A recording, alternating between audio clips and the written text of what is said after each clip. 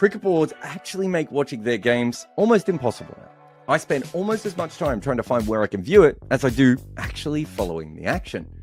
That is why I use NordVPN.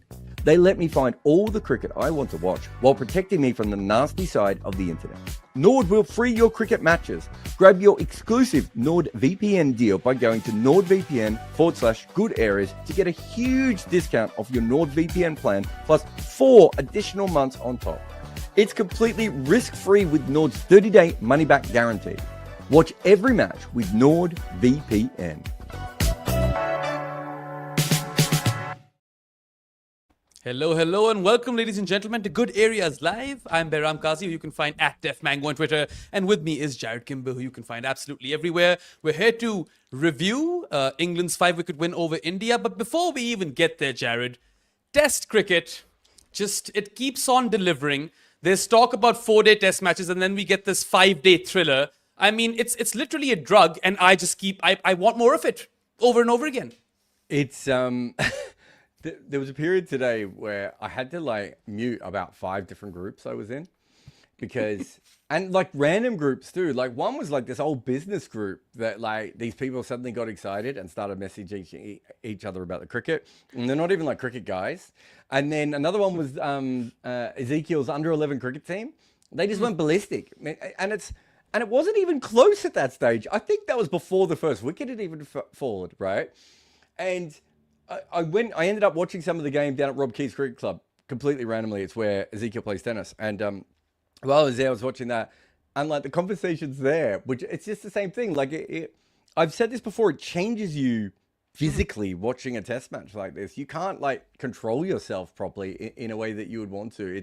It's such a visceral thing. And it's great that we get moments like this. And this didn't end up being that close, right? There was a couple of moments where we thought it would, but it never got that close. I don't know. You were in the group. I think they got to about a 20% chance of winning India towards the end. But it doesn't matter, right? It's just, there's so many the new ball's coming, right? Or eventually Ben Stokes is going to go out reverse sweeping. And, what's Jamie Smith's going to do? You can't help it. It just... The variables are just there the whole time, and they take up your brain space, and it does it in a way that other sport just doesn't. Yeah, that's why I think that it's a different sport altogether. I don't like to club it with the limited overs formats at all because there's the overnight drama. And you mentioned how it might not have been super close by the end, but this game ebbed and flowed like crazy. I mean, India were 430 for 3 in the first innings and 287 for 3 in the third innings. And then they have those collapses. They drop 7 catches across 2 innings. They score 835 runs on aggregate and end up losing this game. 5 individual hundreds in that innings. The first time India have ever achieved that. And they then become the first team to lose a test match after scoring 5 individual hundreds. And England ultimately... said in the innings. Do you mean in the match? They got. I meant in the match. Yes, 5 in the match. I was did I miss some? It's possible I did. No. I was camping for some of it. Towards the end, England comfortably win by 5 wickets. Jamie Smith seals it with a 6. And I mean, England have kind of made a habit of this, right? They've now defeated India, chasing 370 plus scores in their last 2 home tests versus them.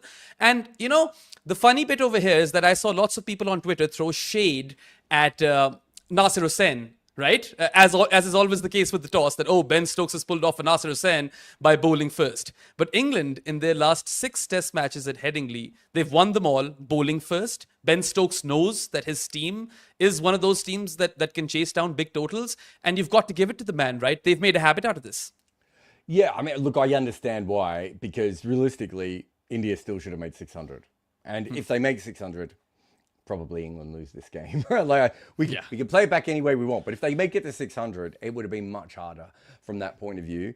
And England did look ordinary for several times. I thought, I don't know how you felt, but watching the bowl several times, I just if Ben Stokes doesn't get a wicket, I don't know how they're going to break through here. Did he get the first 2 on day 1? Yeah. I'm trying to remember if it was both. He got two out of the first 3, I reckon. 3, yes. And I think he should have got more. I really thought he bowled well. He looks like the leader of their attack. And that's true. And so they're in a really weird situation where you don't, and it tells you just how versatile he is compared to, say, a Callis or a Sobers. Even if they're a lot more talented, his versatility is phenomenal when you look at him that way as a bowler. But the point being is that they had a chance, India, to bat England out of this game, and they didn't do it.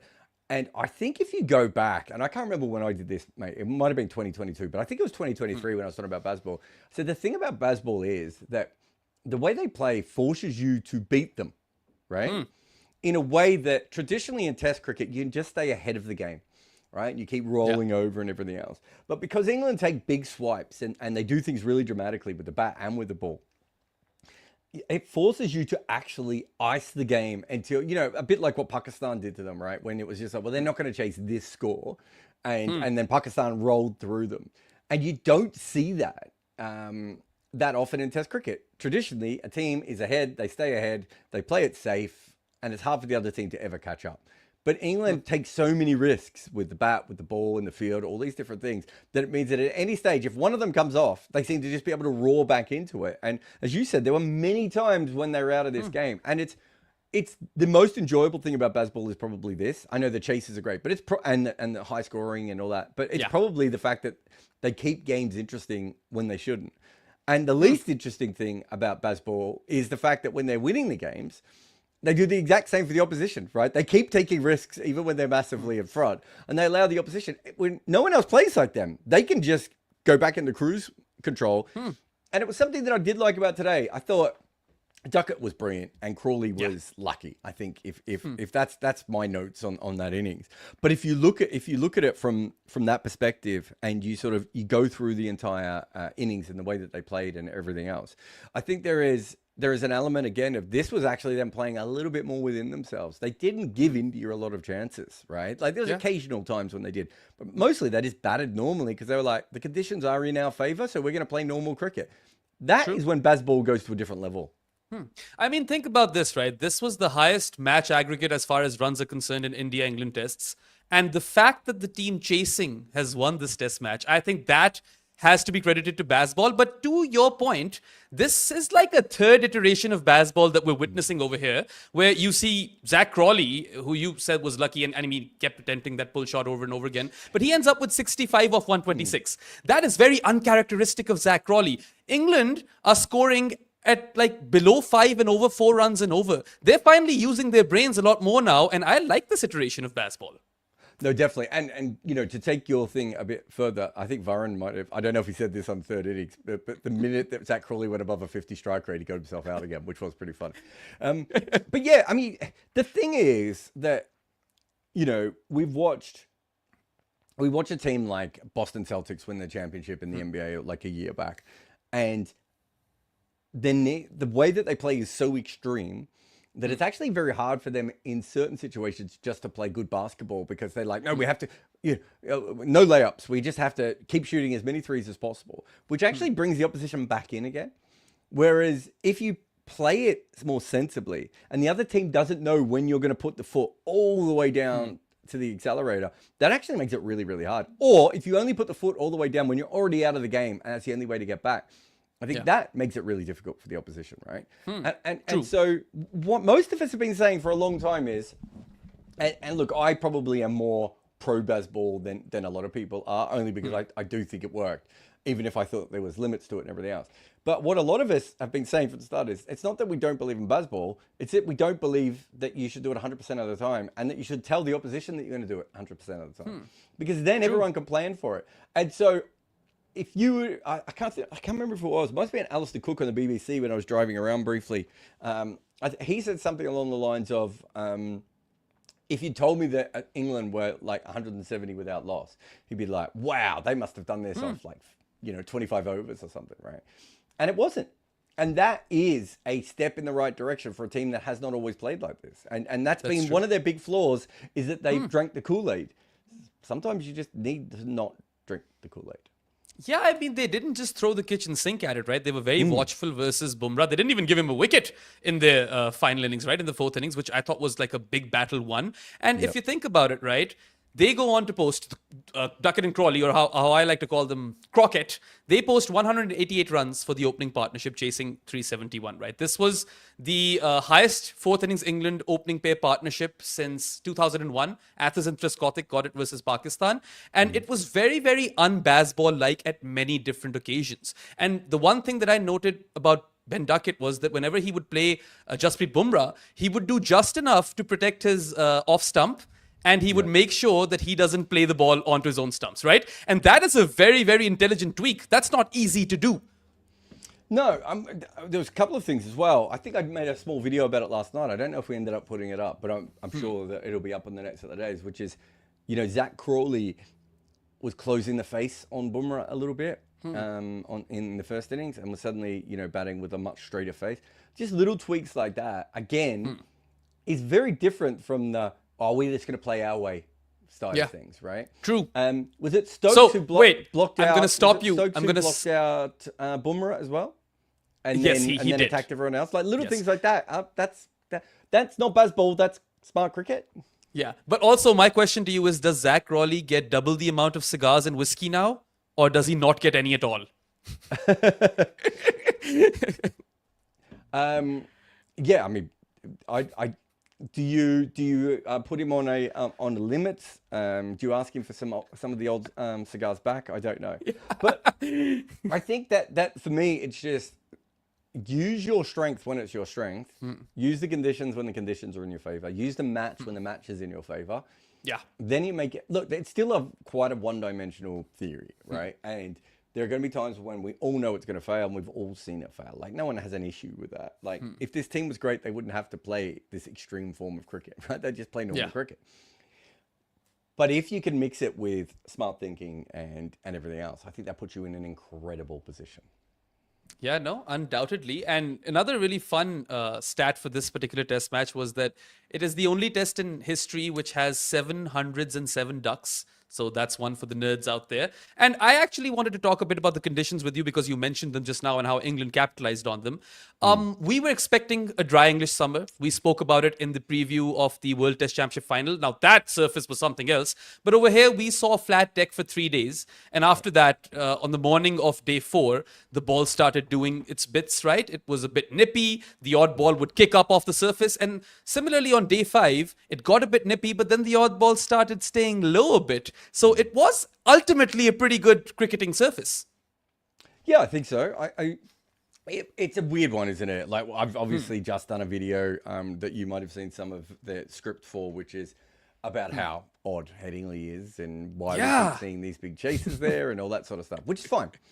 But the interesting part of all that is that it doesn't play like other wickets, and we have to almost reframe our brains, which I think someone might have even put this in a comment before we even started, like, or maybe it was on something else I saw, but like, will anyone ever win the toss and bat first again at Headingley? True. Right? Which I think is a very fair way of looking at this, right? So it is a little bit different. There were probably times when I got, and I didn't watch the whole test match, so other fans might have a different view. I watched most of day 1, then I watched MV play, and then I saw it in a different pattern than everyone else. I saw every ball, but not in the normal pattern. But it did feel a little bit to me like, oh, are we going to see a wicket? Are we going to see a wicket? Is there going to be a wicket?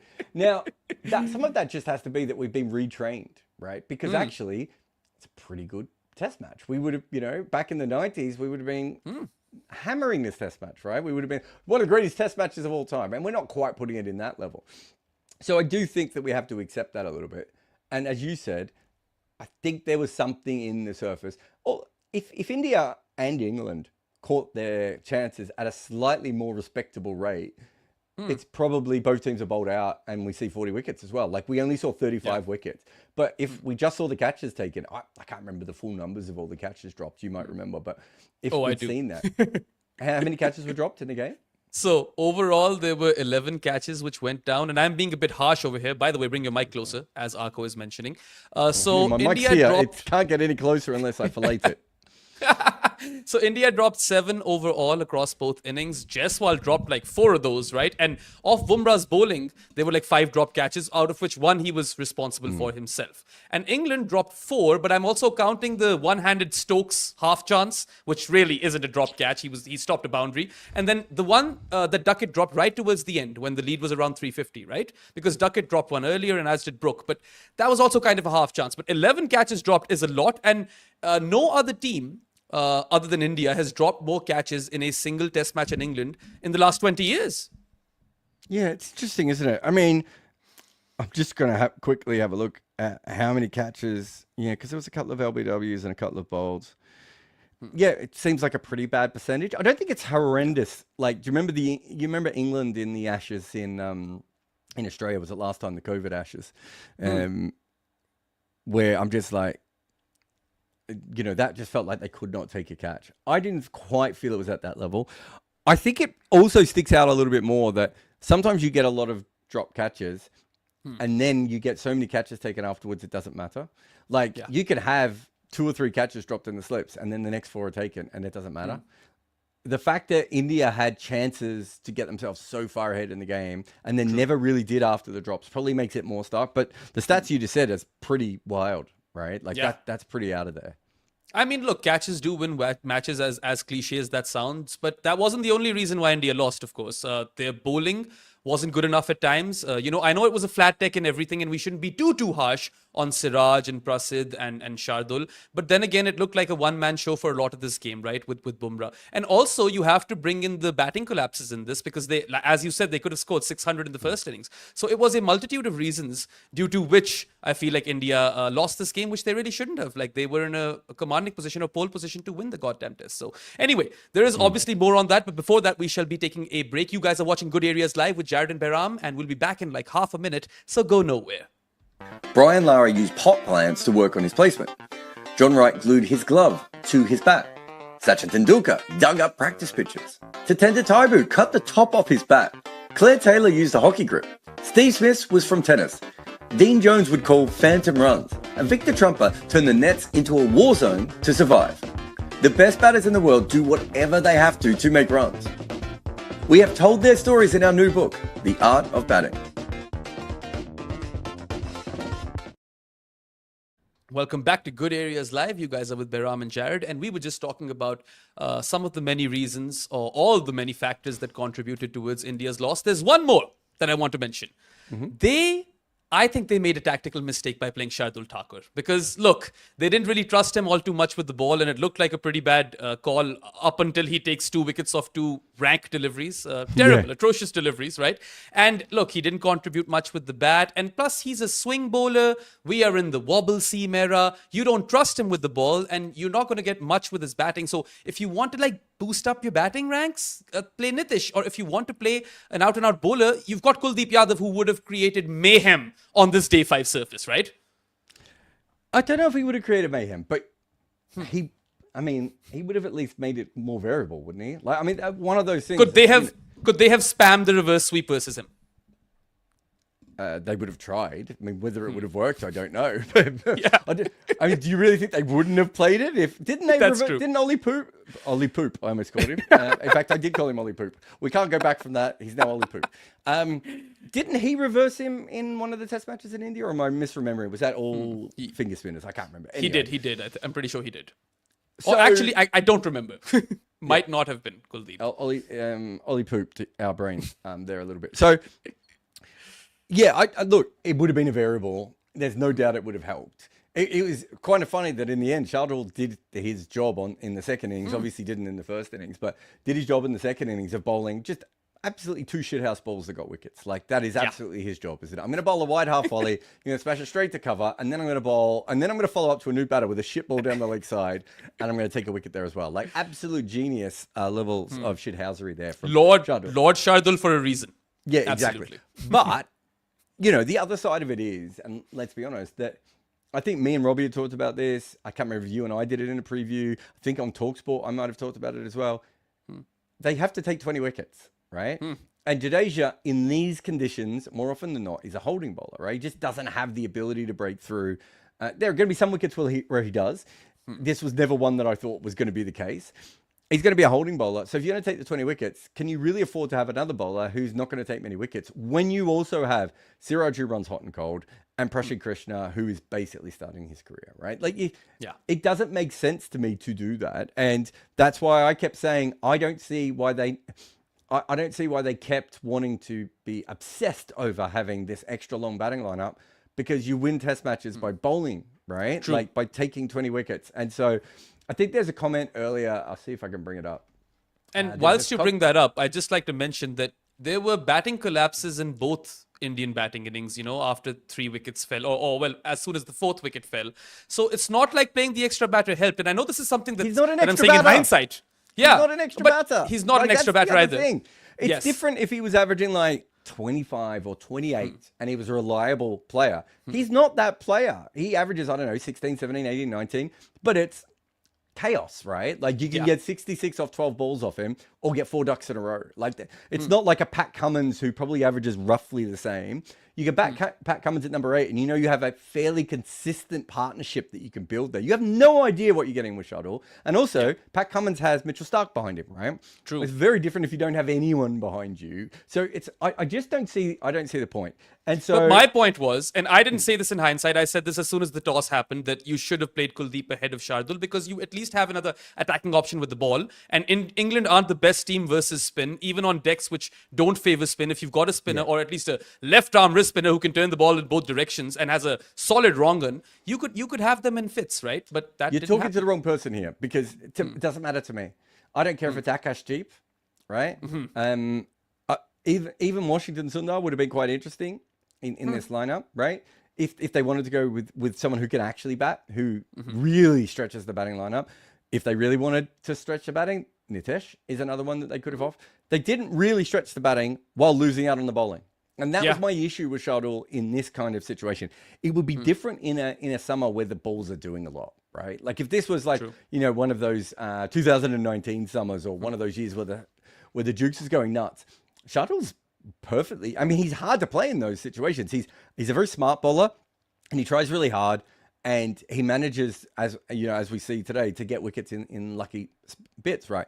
The issue is he's not consistent enough on wickets like this, where he's not getting anything back because he's too easy. I think I did a joke, and I don't know what his final figures were, but I was trying to get bookmakers to give me odds on whether he'd go at over a runner ball or under a runner ball in this game, right? Because I just thought the chances of him going under a runner ball in this game were pretty low. I don't know what he went for in the second innings. He might have ended up going under that, but I didn't check. But that's kind of where I saw him. And so to me, if you put in one of the other two guys who could actually bat, right? Then you've got your elongated batting, or you go with the two guys who can legitimately bowl, right? And then you punt on your batting a little bit, but you're like, we're definitely going to take 20 wickets. And if we don't, something's gone horribly wrong. So you say Kuldeep would have been great in fourth innings. You're not wrong, but Akash Deep probably would have been great earlier in this match as well. Do you think they'll go triple deep in one of these games where they have Akash, Arsh, and Kuldeep? You never go the full deep, do you? But, so... Well, they went shallow. They didn't play any of those guys. So I just thought from that perspective, that was the issue that I had. And, I've been talking about it for weeks. I didn't like this idea that you could cheat. And I just want to go on Ashwath here, who says, Cheyenne mentioned, I think this might have been Varun who mentioned this, but anyway, bringing the test in is a negative move, a step back. Because essentially what we're saying is they didn't win this test match because they didn't take 20 wickets. Their top order made enough runs in this test match. There's no issue with their top order. You can complain about the tail, but Shardul didn't change the tail at all. If you want to go with Nitesh or Washington, I understand that. And that might be the way that Gautam Gambhir looks at it. But if you don't have Bumrah in the next test match and you don't have 4 frontline bowlers, I really, really worry about your team at that point. Yeah, and that's a very, very valid thing that you've just brought up, because we have been told by Bumrah himself that his doctor has said that he's only fit enough to play 3 test matches. So India have actually lost 1 of 3 Bumrah tests, which is a bigger deal, right? And I mean, look, he was brilliant in the first innings, 5 for 82. And that was despite having all of those catches dropped off him. I think it was 5 overall dropped off Bumrah. 1 he dropped himself. But yeah, he also got broke off a no ball. So in another universe, he would have ended up with a lot more wickets. But look, he was India's best bowler by some distance. I don't know who the second best bowler is. Is it Jadeja on the final day? Is it Prasidh Krishna, who, sure, he took 5 wickets throughout the test as much as Bumrah, but he goes for over 6 runs per over, right? He is smashed by England. He's bowling, his lines and lengths aren't as consistent. And then Siraj only looked good in small patches. So who was their second best bowler? It's a fair question. It's when I think Prasidh Krishna really struggled with the wind. Which broadcast did you have? Do you have Sky's broadcast? I have Tap Mad, so I think they get it from Sky because it's a streaming service. It's like Netflix for sports in Pakistan. So there was a moment when Stuart Broad was talking about how Prasidh Krishna had come up to him and asked him how to bowl in the wind. Right? And different grounds in different parts of the world create all sorts of issues. It was clear that I think it was his first spell today. I was like, I'm not sure he's going to be able to get to the crease. Like, he really looked like he was struggling to be able to get to the crease. And he also had the slope, all these sorts of little things that we don't think about, which do affect bowlers at Headingley at times, right? And so with that said, you have another situation there where he had his issue.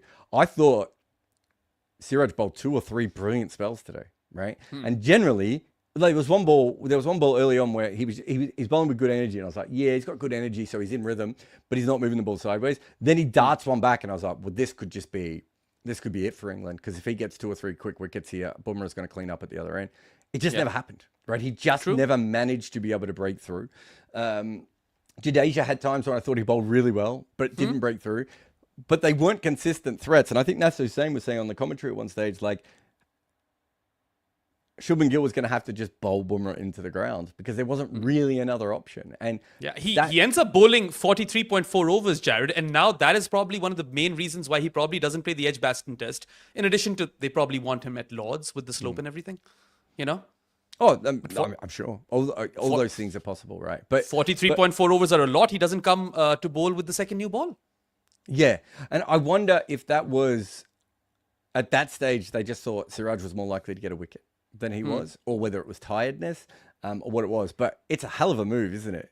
You know, I just assumed Bumrah would get it, and I would just say, like, everyone would have. Who would have thought he wouldn't have bowled either of those first 2 overs? And, that says something about him physically, but also he wasn't at his best in this game. And if you're only fit enough to play in 3 tests, right, out of a 5-test series, does that mean you're just not fit enough? Like, that would be my first question is, well, that means you might not be fit enough to play 1. Like, I'm not saying you can't get through them, but you might not be fit enough to play in 1. And, only him and his doctor and the bowling coach and everything will be able to make those decisions. But that was my thought when I heard that.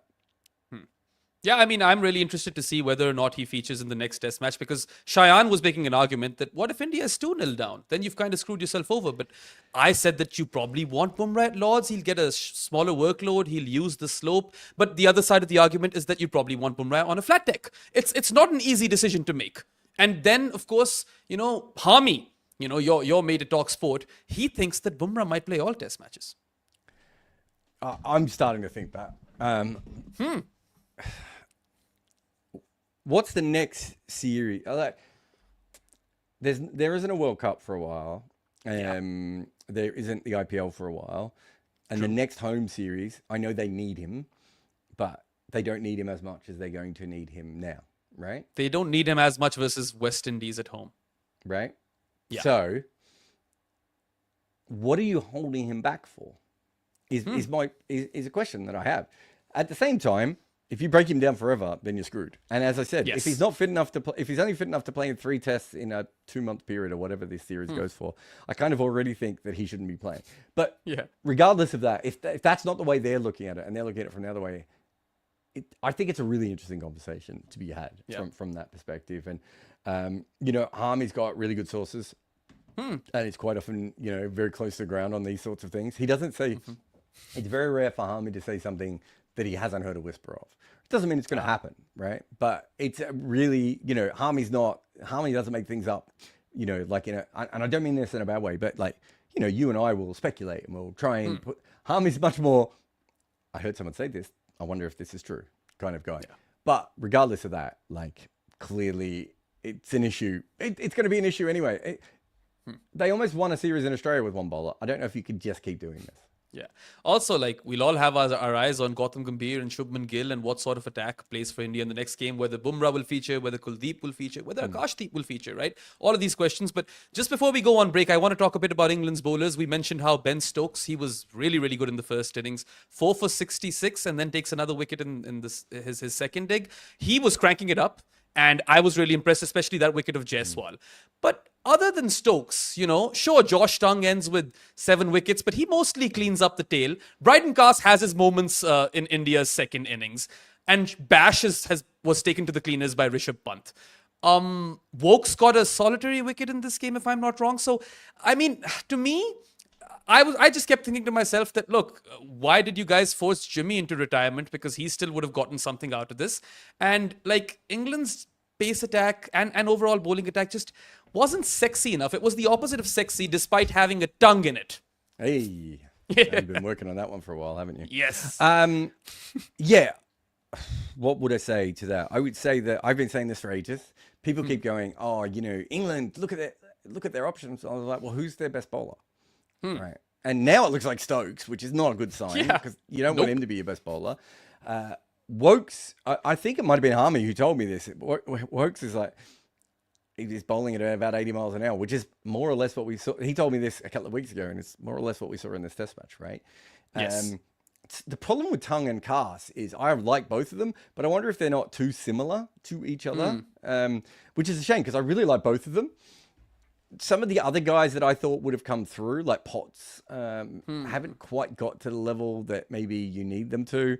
So, yeah, look, I think, and obviously Jofra, who knows what the hell. Things change if you have a fully fit Jofra, but we have to just assume they will never have a fully fit Jofra ever again. They were talking about it. Nasser brought it up on the broadcast that, hey, Jofra's just taken a wicket for Sussex. He's gotten Emilio Gay out, and you never know, he might come in the next test. But why would you rush him back? He's just playing red ball cricket after eons. Yeah, I wouldn't be surprised if he played in this series, and I certainly wouldn't be surprised if he played against Australia as long as his fitness holds up. But yeah, the next test seems like a bit of a push, doesn't it? It does. But either way, they're in a situation where there's they're in a situation where I just don't love the way their bowling attack comes together. They got away with it this test match, partly because India just didn't bat them out of the game, probably in the first innings, right? And that's what it comes down to. And even in the second innings, even though India went on to put a good total, there was that period where they were batting maybe a little bit too slow because they were nervous, which they will argue they were right to do because they still sort of collapsed a little bit at the end again, right? Yes. But that meant that instead of being a 420 chase, right? It was a 370 chase, and who knows what would have happened with the 420 chase. Sorry, I don't want to get too marijuana referencey here, but yeah. Anyway, on that note, before we talk about the batting of both sides, we shall be going on a short break. You guys are watching Good Areas Live with Jarrod and Behram, and we'll be back in like half a minute, so stay tuned. Ross Taylor couldn't see at night or when the clouds were in. Eventually, he had to see an eye specialist who would fix his eyesight. In the 2 years before the change, he still averaged more than 50 in international cricket. The top level of batting talent can basically see in the dark. That is who we are talking about in our new book, The Art of Batting. Head over and order your copy today.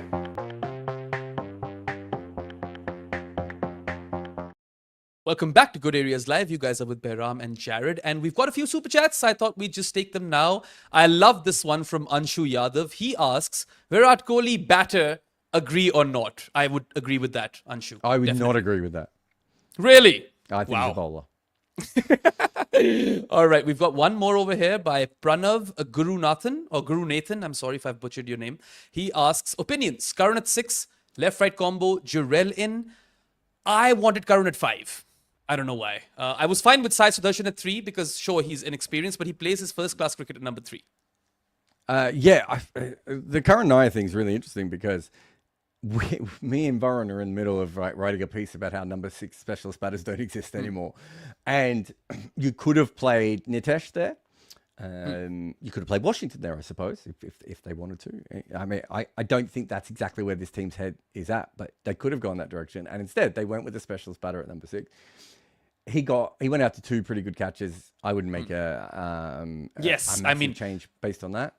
The Ollie Pope one was a screamer. It was like the best catch of the game, really. And there was a combination catch for India, but that Ollie Pope catch was just terrific. So no issues. So I wouldn't be too worried about that. I thought he looked much better in the second innings and then suddenly went out. So if he really is the guy that we think he is at the moment, you can't drop him after one test match. Like it's just, surely I just think that's a silly thing to do.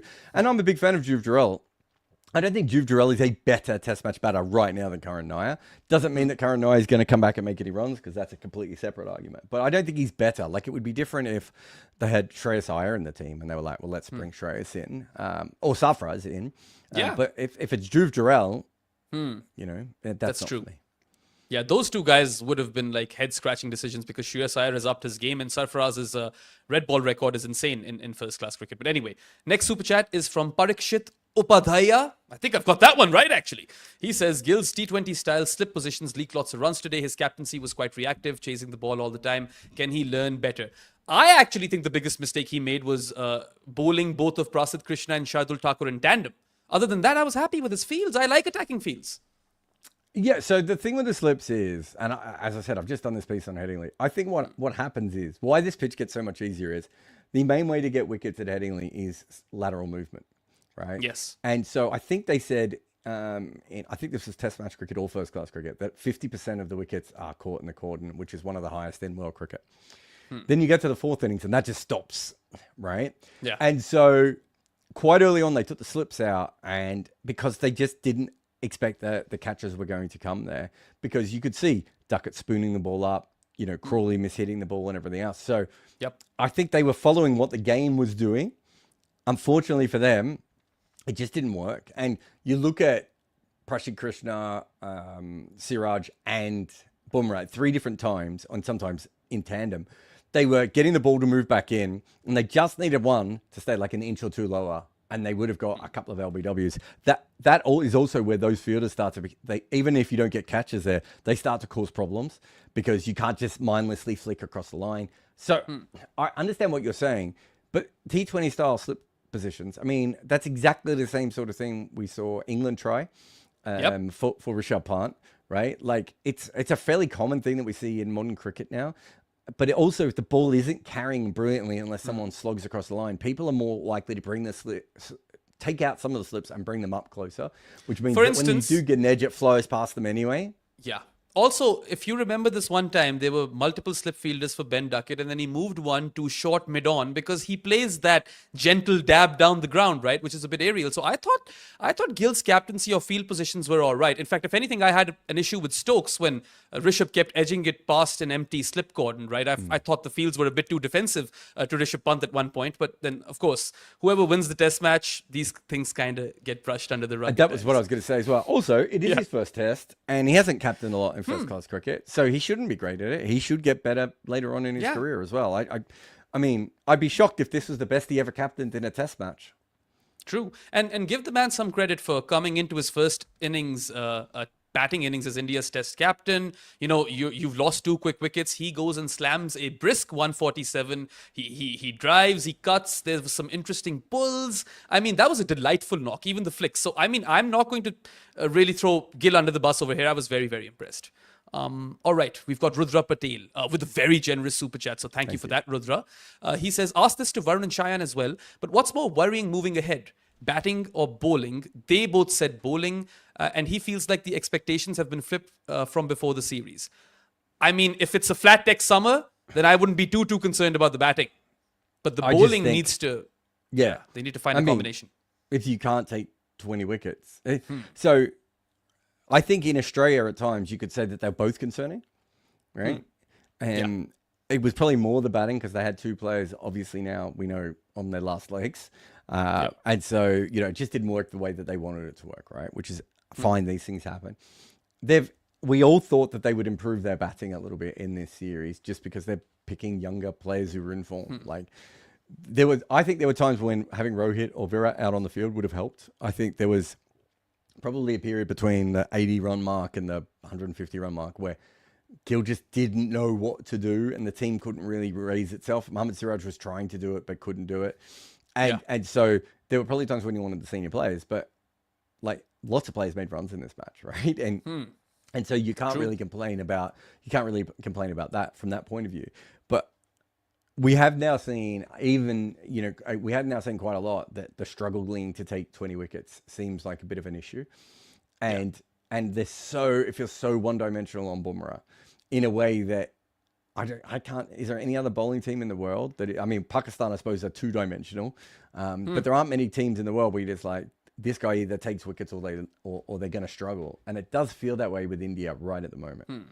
Yeah, that's true. I mean, Siraj is a perfect example because when he's on one, he looks like a great bowler, but sometimes, like this game, he was inconsistent for long spells. All right, and on T with the next super chat, he says, why try to hedge and not play Bumrah and Kuldeep? I want to do that. Some of it's just the number 8 position, right? They are really worried about the number 8 position. I've been on record for many, many years as saying that I just don't care as much about your number 8. If you can't take 20 wickets, having a strong number 8 does fuck all for you winning test matches, right? True. Unless that number 8 is, I don't know, Daniel Vettori at the end of his career averaging 39 or something, or Jadeja, right? It really doesn't change the games. There's a diminishing returns the further your batting lineup goes, in general anyway. Yeah. If not, South Africa would have beaten Australia a lot when they were batting to like 9. Didn't Pat Simcox batted at number 11 with first class hundreds? Like, they still struggled against Australia because Australia could always take 20 wickets on any kind of surfaces and South Africa could not. And so eventually you have, and if your top order average like, I don't know, 35 against the Australian top order, well then even the best number 8 that you can find is going to average about 20 against them, right? And so if you expand that theory to all of Test cricket, it doesn't really make sense to do that. So I would just be looking at what is the best chance of us taking 20 wickets in that next test, and that's how I would do it. Yeah, absolutely. All right, another super chat by Laughing at Nothing. He says, if India was not bowling Shardul as much, then it seems like Nitish would be a better option. So we've already had this discussion, Laughing at Nothing. You can rewind and go and listen to our rationale. Nitish playing might still not have helped them get the 20 wickets. Exactly. Right? Now, the difference with Nitish is he can bat, and at number 8, he might be the sort of player I was just talking about, that sort of Vettori player. I just don't think it's necessary to use that. And also, again, there are probably times when Nitish at 6 and Shardul at 8 would be really interesting for India on certain kinds of wickets. We may not see one of those wickets in this series. I told you all before that I thought these were going to be pretty flat wickets. Have a look at the 3 tests we've seen this summer in the UK. The Zimbabwe test pitch was really, really flat. The World Test Championship pitch was really, really flat eventually. And this pitch was pretty flat, right? Like, we haven't seen a traditional English wicket so far this summer. I'm not saying we won't see one, because we might. Yeah. But at the moment, it doesn't look that way. It needs to rain a lot for that to happen, I suppose. Anyway, one guy I really want to talk to you about is one of my personal favorites. Whenever I'm asked about what the Fab 4 of the future looks like, I always say there's a Fab 1 because Yashasvi Jaiswal is leaps and bounds ahead of the rest. He's averaging 53 plus as an opening batter, 500s in 20 test matches. He scores 100 in his first test in the West Indies, Australia, and now in England. Announces himself, right? If it's full, he'll drive you. If it's short, he'll cut you. Offside play to die for. If you bowl him a bumper, he could uppercut you. And he's really, or looks really, really good when he's batting. But such a weird test match for the guy, right? Starts on a high, and he is the wonder kid or the prince who was promised. And then goes on to drop 4 catches, fails in the second innings. How would you buck this sort of player up in this sort of time? Because I feel like he's very, very important for India. I don't think he lacks the confidence. So I suppose I would just go and have a look at him a little bit, and I would see how he is. If it's just, guys, I'll let you down, but I'll come back next time, I wouldn't worry about it. But if it's something else, then you need that. That's when you need good leaders, and that should be what Gautam Gambhir is doing, right? Like that should be his gig. And so if that is his gig, then he needs. But that's just when you have to work out how management works. I don't think. I mean, I have seen it before where people have dropped lots of catches and it's affected their batting. But didn't KP drop like 1 million catches in the 05 Ashes? Like, I've seen players who can't take catches at all. And then sometimes, was it Rory Burns? Was it Rory Burns I'm thinking of? Was it Zach Crawley? Zach Crawley is probably one where when he was catching bad, I thought that actually affected him. So it can go in either direction, right? But you have to work that out as a coach. I'm not too worried about that. No, absolutely. I'm more worried about his fielding in general than I am about that. I mean, I think he's generational. I'm a big fan. And if I was his coach, I would tell him, you're averaging 53 plus as an opening batter across different conditions. You are 23 years of age. You can obliterate pace and spin. You're going to win us the series. So I don't think there's anything to worry over there. And speaking of batters or young batters, we've got a certain Harry Brook from England. Very interesting test match for him. Scores 99 in his first dig and a duck in the second. And even that 99 could have been a duck, right? Like he was dismissed off a no ball. He was dropped, I want to say twice, and then he dropped one himself. Here's an interesting stat for you. In the last 12 months, he has given 27 catching opportunities in Test cricket, and there have been 12 dropped. So he's really riding his fortune, isn't he? Oh, no doubt. No doubt. Look, he reminds me of a young Michael Clark in that, and maybe Johnny Bairstow. Remember, Usman Samiuddin had this theory with Johnny Bairstow, and we tried to work it out, but it was probably a little bit too early in the stat age of he just seems to hit the ball in the air a lot, and he hasn't been caught. And eventually, there will be a regression to the mean.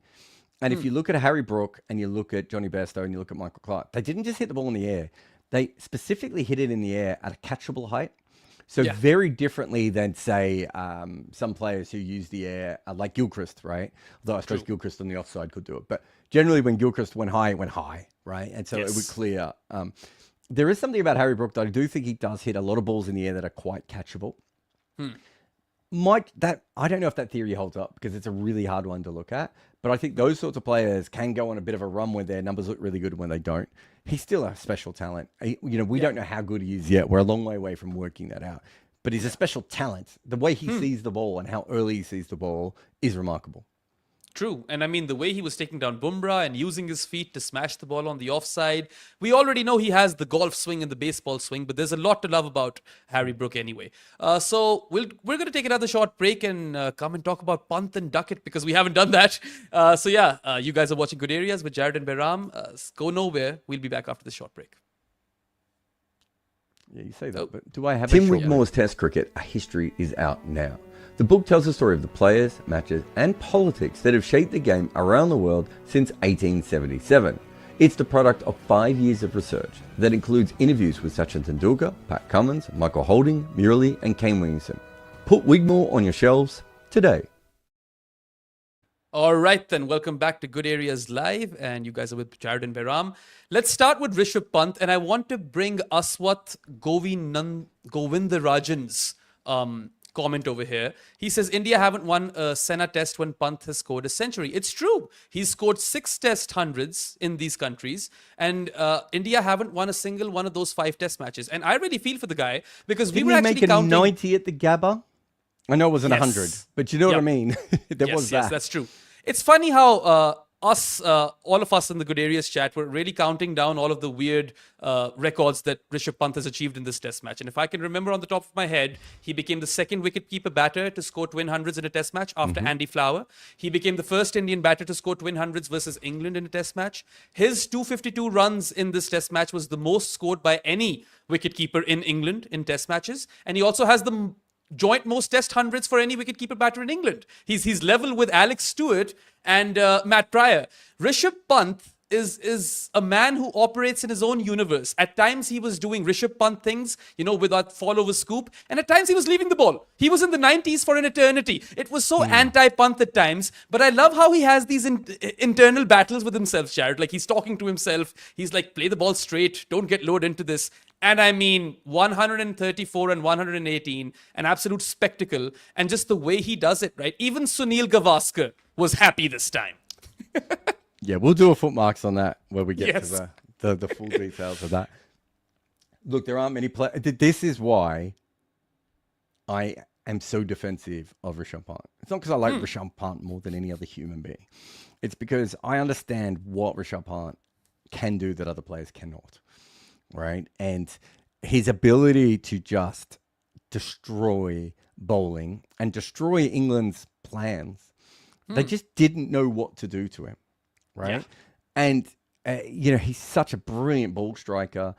He's got such incredible eye. He's so creative with his batting, which is not something you would always say. But, there are, he's not Javed Miandad, but he's in that Javed Miandad mold of like, how do you bowl to someone who's got so many different variables that they can throw at you at any stage, and that there's And a bit like me and Dad, he has that sense of randomness, right? Of, me and Dad wasn't an attacking test player or even an attacking white ball player. But me and Dad would have overs where he'd be like, this one's going for 20, right? Yeah. And you never knew where he was standing on the crease. And you never knew whether he was going to play on the offside or the leg side or whatever. And Rishabh Pant has all that with the T20 skills to go with it, right? Yes. And that is just so hard to handle, right? It's True. Just absolutely incredible from that perspective. And so you've got to, he really is a marvel from that point of view. I mean, he is so uninhibited and brazen in his approach. Like, there's this freedom of expression that you feel when you watch Pant. It's very visceral in the sense that he's just going to randomly step outside his crease and bash you for a 4 over your head. Or he's going to find these weird angles. He's going to play his pokey shots. And it's the way also that he took down Shoaib Bashir, because every other batter was in their comfort zone. They were just knocking him around. But he was like, nah, I'm just getting fidgety. I can't just let this bowler go away and not kind of hammer him for sixes. And that's what he ends up doing. And I feel like he already is in India's all-time test team, right? He's the wicketkeeper for me. He's averaging 44.44 after 44 test matches, which is incredible. Is that really even up for debate? Like, I don't think it is. I think he's better than Dhoni. Yeah, but I don't think you'd get that much argument, would you? I mean, Dhoni just never worked out test batting. He played some brilliant innings, but overall, he just didn't work it out in the same way. And the biggest difference for me is, even if you say Gilchrist is a better player than Pant, or better batter than Pant as well, the difference is that Pant can bat at 5, right? Which gives you incredible flexibility. So I think someone was saying in the comments that, like, his wicket keeping, and to be fair, he didn't keep very well in this, but I can't find the message, but they were saying that, here it is, from Phil, play Jarrell and give him the gloves, right? Which makes sense. I can understand why you would say that, but now I'm just pressing random messages. But the point being is that you have the ability to do that with him because of his incredible flexibility. Whereas Australia never quite felt as comfortable with Adam Gilchrist going up the order, right? And we saw Bairstow at times struggle to be a wicketkeeper and be up the order, and Butler as well. And that Rishabh Pant is brilliant in that. And look, it's hard. I actually think it's harder being an attacking Indian cricketer than it is being an attacking cricketer from any other country at the moment. That's true. Because every single failure is just like, and it's people. No offense, but it's people who don't really understand what he's doing, or it's people who are like, well, this isn't the right way to do it, right? And it's like, I think you just need to shut the fuck up sometimes. And be like, if you're going to take the great innings, then you also have to accept that sometimes he's going to hit that. I mean, was it Cast when he hit the ball straight up in the air and he could have been caught? You just have to accept that, and people don't really accept that. That's what Ravi Shastri kept saying, that it's a percentages game, and this is how he backs himself, and I'm totally with him, right? And I mean, that somersault celebration kind of tells you everything about the man. He always has a smile on his face, and he loves playing cricket the way he plays it. That's what I said. Are you saying Gilly couldn't bat at number 5? Yes, I'm definitely saying that Gilly. One of the reasons that Gilly was so incredible, I think, was that he batted at number 7. Behind, I think Gilly came in with the highest median runs of like any player in the history of the game, right? Like, it was ridiculous. Australia always had this theory that if he came in too early, that it would damage Gilchrist. That isn't the case with Rishabh Pant, right? They started as a number 6. He's already gone to a number 5. I don't think there's any reason for him to bat any higher. And Andy Flower only batted at number 5. I still think Pant should probably bat at number 6. But Australia never felt comfortable enough for Gilchrist to bat at number 6 and then use an Ian Harvey or an Andrew McDonald or whoever it would have been at number 7, which I think tells you something about that. They could have used Gilchrist's flexibility. They were like, no, it works better at number 7, so we're going to go there. So I do think there is a big difference with the way that Rishabh Pant did. That doesn't mean that Gilchrist isn't a better player than Rishabh Pant. What it means is he doesn't give you the same flexibility, right? And that's what I'm really saying there. Also, speaking of median scores, Ollie Pope has the worst balls per dismissal, or third worst balls per dismissal ratio for any batter in Test cricket who has scored more than 3,000 Test runs. The worst on those lists, or on that list, is Broad and Vaughan. And this test is an apt representation of that. Like 106 in the first innings, looks amazing while doing it. Sure, he's dropped, but whatever. And then he goes out and is cleaned up for 8 in the second, or his second innings. And I mean, we're going to end up doing a foot marks on him too, aren't we? Yes, we will. I've been thinking about it for a little while. Varun sent me the median stuff a while back, and and then today I was looking up his record in the fourth innings, and then I found his record in the third innings. I actually think he might be one of the most interesting batters in the world for a very long time, and people won't like that. People are like, "Oh, he's not very good." I'm like, interesting isn't good. Interesting can be anything, and that's the point of the word interesting. But he is a fascinating batter because nothing about Ollie Pope makes any sense at all. And I just figured today he was going to come in and go out LBW really early on. Like, that was just my assumption was he's just going to play around a straight one straight away. And yeah, he's almost at the Marcus North levels now, where I think you can just bet on him unders every time he comes out to bat. I mean, And there's then a stat, after right? that, you bet on him overs. Exactly. Every time he gets to 30, he's averaging like 87. And he's different from, say, someone like a KL Rahul, who, when you look at his average of around 34, you're like, that just doesn't sound right. He's a much better player than that. And his leaves on the morning of day 4 kind of, they pay tribute to that. Ollie Pope is random. There is no science to Ollie Pope, and he'll have that one inflated score every now and then. And he scored a few versus India now in the recent past. But I just love how, in a world where number 3s are struggling, somehow Ollie Pope has his place locked down now. Yeah. And he didn't coming into this series, right? Like, I mean, even coming into this series, Rob Key was talking about how Bethel might come in. He really is one of the most fascinating players and I just wonder how we're going to think about him. I mean, he hasn't reached his peak yet. Right. But also, if you told me after 30 he plays 3 test matches, I'd also be like, that makes sense. Like, there are so many variables with him that I just do not understand. True. Anyway, so let's come to the chase finally. We spoke about how Jack Crawley was uncharacteristic and lucky. And then, of course, Joe Root was his reliable self, destroyer of India. And he played a clutch knock under pressure. But the guy of this test, or the man of the match, the player of the match, was Ben Duckett. 62 in the first innings, gets dropped, doesn't matter. And then he scores this match-winning 149 in the fourth innings. His first fourth innings 100, and the first fourth innings 100 by an opener from England since Alistair Cook back in Mirpur in 2010. So that's a big one. Ben Duckett is just like, we always talk about his sweeping, and he did sweep a lot, and he spammed the reverse sweep. We don't talk about his pull. He's a great aerial puller. He's a great grounded puller. He has so many shots on offer with his punches and drives, and he has evolved to a point where right now I feel like he is England's most valuable asset across all formats, because he's great in ODIs. He's cutting it at T20 level as well. And in Test cricket, playing the way he does, he's averaging close to 44. It really is. I mean, he wasn't that far away from just losing his career, right? Like, let's be honest. He really wasn't that far away. It's a remarkable turnaround, I think, for him. And well done to him. He plays the way he wants to play.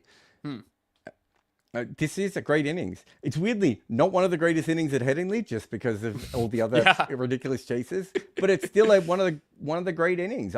He carried England for a long period of time. It basically meant that England never had to worry about attacking, right?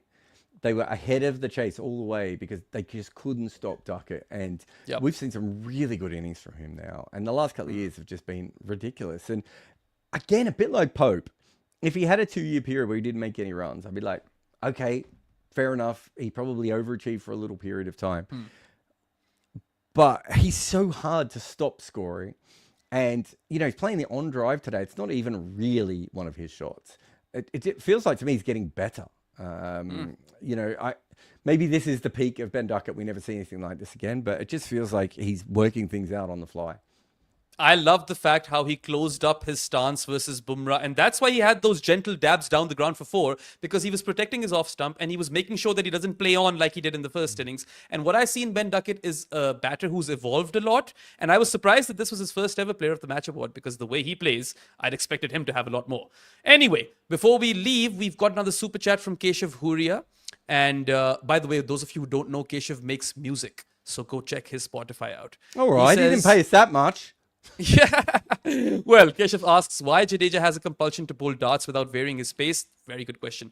Even with his experience, it took him 10 years to start using the rough, going wide of the crease. Pant and Gill kept asking him to bowl slow. He's not your Keshav Maharaj or Mitch Santner, I suppose. He's a different kind of slow left-arm orthodox spinner. Yeah.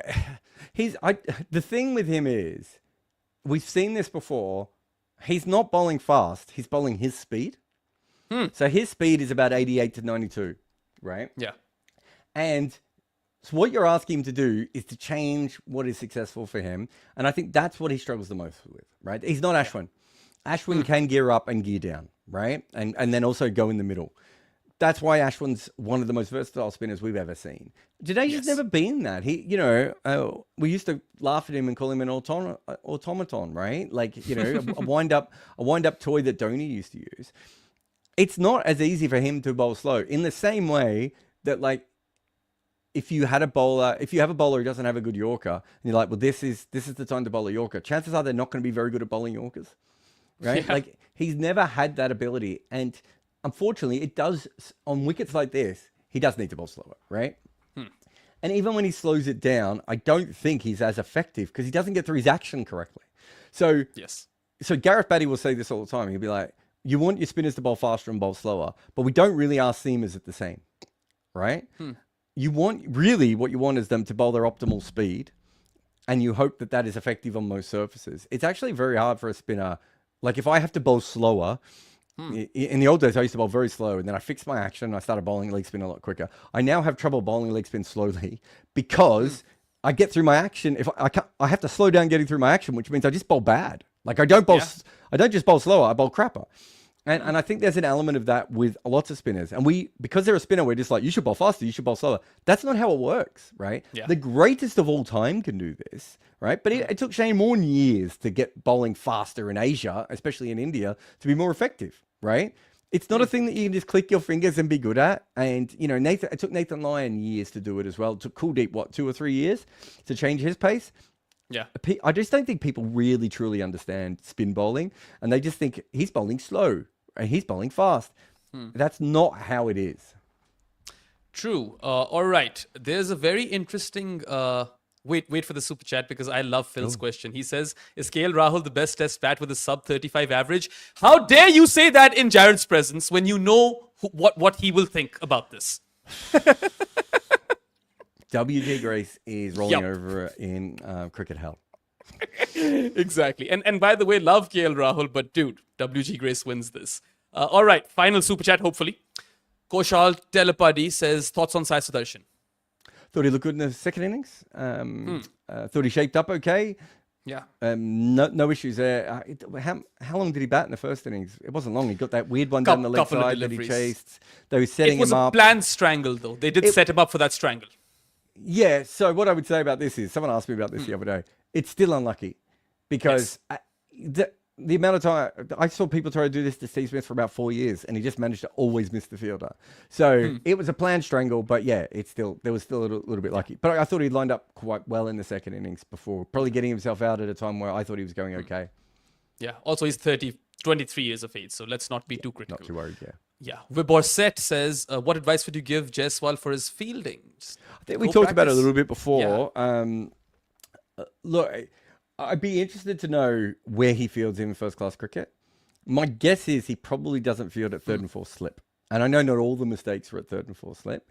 Yeah. Sometimes when you get to test cricket, you field in positions that you don't field in naturally. If you're the best bat in your team, you find your way to first slip pretty regularly, right? He might also be a mid-off or a mid-on in his team, but now they have bowlers who do that. Like, I would probably be talking to him about that. But as I said before, remember that KP started really poorly, but I don't remember KP being a terrible fielder by the end of his career. Matt Pryor dropped a bunch of catches when he was in Sri Lanka when he first started as well, right? Like you can have those sorts of things. I wouldn't really be overly worried about that. The only thing I would say from that is though that they need to have conversations with him to make sure it's not going to affect the rest of his cricket. Or his catch. And you need to give him confidence, honestly, because he is a special talent. Anyway, that wraps up this live show. So thank you to everyone in the comment section for your interactions and all of you for your super chats as well. Let's see how this series shapes up. England are 1-0 up, but I mean, you never know. I personally feel whichever team wins this, it'll be close. It'll be like 3-2 or 3-1. But yeah, we'll see you soon enough with lots of other fun content. Jarrod has Kimapa tomorrow, which you can look forward to. There'll be a wagon wheel. There'll be quick picks later in the week. But that's all for today, guys. Have a good one. Enjoy yourselves. Congratulations, England fans, and commiserations, India fans. We'll see you guys soon enough. That's all for now. Goodbye. I have traveled the cricketing world, and so I've collected two things: the phone numbers of random taxi drivers and overseas SIM cards. Rideshare apps have fixed the first part, and Sally is doing the second. Now, all you need is their eSIM on whatever plan works for you. You activate it and you can use it anywhere in the cricketing world. It helps you save money. It is a global solution to a global problem. Stop fiddling with tiny SIMs and get the one that does it all. Go to Sally.com Good Areas and use the code Good Areas to get an exclusive 15% off your first purchase. Fly free with Sally.